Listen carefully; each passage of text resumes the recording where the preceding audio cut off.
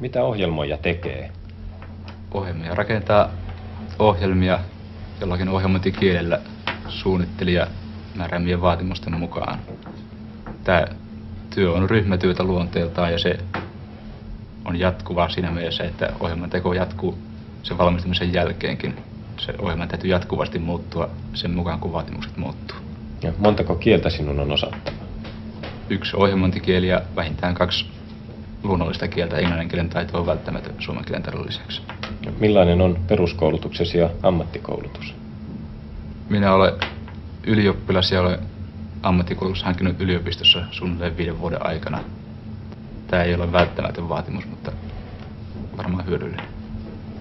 Mitkä ovat ohjelmoijan ammatin hyvät ja huonot puolet? Hyvänä puolena täytyy pitää sitä, että ohjelmoijan työ on tällaista rakennustyötä. Se on siinä mielessä tyydyttävää, että ohjelmoija tosiaan saa jotain valmista aikaan silloin, kun hän saa tämän ohjelman kuntoon. Huonona puolena täytyy pitää sitä, että työ on huomattavan rasittavaa ja siinä on tällaisia stressiongelmia jatkuvasti. Alalla on selvästi tunnetaan ongelmana, että kysymys mielenterveydestä. Millaiset ovat ohjelmoijan etenemismahdollisuudet?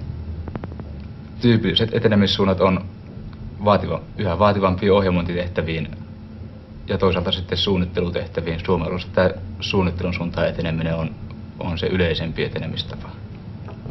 Minkä neuvon antaisit ohjelmoijaksi aikoville? Paras hankkia mahdollisimman tukeva peruskoulutus, koska sitä ilman ei kovin pitkälle ATK-alalla voi selvitä. Millainen on systeemisuunnittelijan työpäivä? Systeemisuunnittelijan työpäivä on periaatteessa erittäin vaihteleva. Tässä esimerkiksi, jos katsotaan tätä almanakkaa, viime viikon olin kursseilla. Tämän viikon alussa tänä päivänä olin neuvottelussa tästä sovellutuksesta. Iltapäivällä menemme ohjelmoijien kanssa, teemme pienen palaverin eräästä toisesta projektista. Huomenna aamulla on asiakaskäynti, jolloin menemme asiakkaan luokse ja pohdimme tämän sovellutuksen etenemistä ja tarkkailua, että miten se on edennyt. Ja iltapäivällä tuossa ei näytä olevan nyt mitään muuta, mutta nyt tässä vaiheessa silloin joutuu tekemään itse tätä systeemin suunnittelua, mikä on tämä varsinainen työni. Tosin sille jää yllättävään aikaa, koska keskiviikkoaamuna on taas palaveri aamulla ja iltapäivällä otamme ohjelmoijan kanssa uudestaan palaverin tästä samasta aiheesta.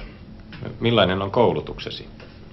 Oma koulutukseni on tällä hetkellä olen ylioppilas, mutta luen edelleen yliopistossa matematiikkaa ja tietojenkäsittelyoppia. Ja ATK-alan koulutuksen olen käynyt työnantajani kautta näillä maahantuojien kursseilla. Mitkä ovat ammattisi hyvät ja huonot puolet? No hyviä puolia on ensinnäkin se, että tällainen työ on aika tällaista kokonaista, että jälkeenpäin saa selvän kuvan, että nyt on valmis ja näkee omat tuloksensa, mitä on suunnitellut ja selvästi tulee paperille, että näin meni ja hyvin meni. Mutta huonoja puolia on ennen kaikkea se, että ala on niin hirveän uusi ja kehittymätön ehkä voisi sanoa. Kaikki aikataulut tällaiset, niin ei ole kokemusta, miten niitä rakennetaan. Ja nyt tahtoo tulla hirveän optimistiksi. Näin on melkein jokainen sovellutus, joka tehdään, niin jää aikataulusta jälkeen, ikävä kyllä. Millaiset ovat suunnittelijan etenemismahdollisuudet? Etenemismahdollisuudet on toistaiseksi kai aika hyvät, mutta niin kuin minulla, niin kyllä akateeminen loppututkinto vaaditaan tästä eteenpäin.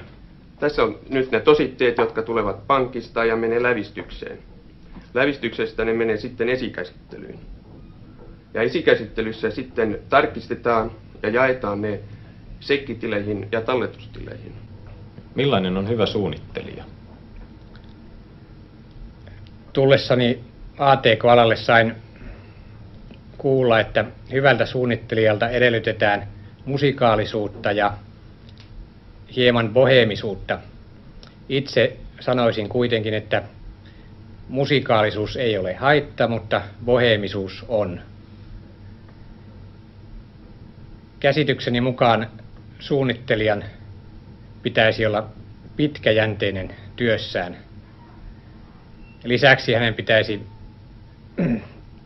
pystyä asioita ratkaisemaan talonpoikaisjärjellä. Hänen pitäisi kestää työpainetta. Työ on hyvin rasittavaa, stressaavaa ja sen vuoksi suunnittelijan tulee pitää huolta sekä fyysisestä että henkisestä kunnostaan. Suunnittelijan tulee myöskin olla halukas jatkuvasti omaksumaan uutta. 2 tai 3 vuodessa suunnittelija jää alan kehityksestä jälkeen, ellei hän ole aktiivisesti mukana itseään kehittämässä. No, onko ATK-ala tulevaisuuden ala? Ei, vaikka niin aina väitetään. ATK-ala on tämän hetken tarpeellinen ja muotiala. Tulevaisuudesta on paljon vaikeampi sanoa yhtään mitään.